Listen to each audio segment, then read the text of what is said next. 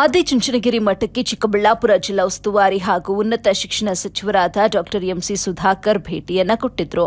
ಚಿಕ್ಕಬಳ್ಳಾಪುರ ಲೋಕಸಭಾ ಕ್ಷೇತ್ರದ ಕಾಂಗ್ರೆಸ್ ಪಕ್ಷದ ಅಭ್ಯರ್ಥಿ ರಕ್ಷಾರಾಮಯ್ಯ, ಶಾಸಕರಾದ ಪ್ರದೀಪ್ ಈಶ್ವರ್, ಶರತ್ ಬಚ್ಚೇಗೌಡ, ಶಿಡ್ಲಘಟ್ಟ ವಿಧಾನಸಭಾ ಕ್ಷೇತ್ರದ ಸಮಾಜ ಸೇವಕರಾದ ಅಂಚಿನಪ್ಪ ಪುಟ್ಟರವರು ಶ್ರೀ ನಿರ್ಮಲಾನಂದ ಸ್ವಾಮೀಜಿಯವರನ್ನ ಭೇಟಿ ಮಾಡಿ ಸ್ವಾಮೀಜಿಯವರ ಆಶೀರ್ವಾದ ಪಡೆದುಕೊಂಡರು.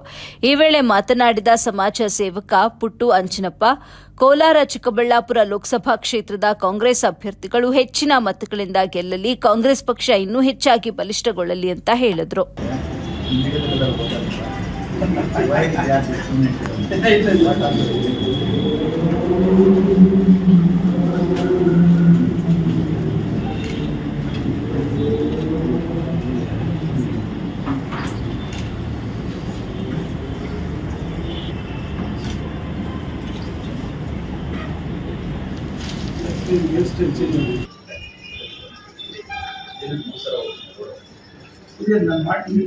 ಫೋಟೋ ಕಳಿಸಿದ್ದಾರೆ.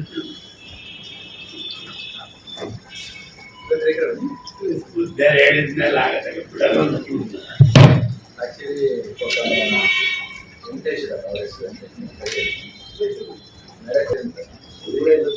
ಶಾಲೆ ಮಾಡಿ ಫಸ್ಟ್ ದೂರ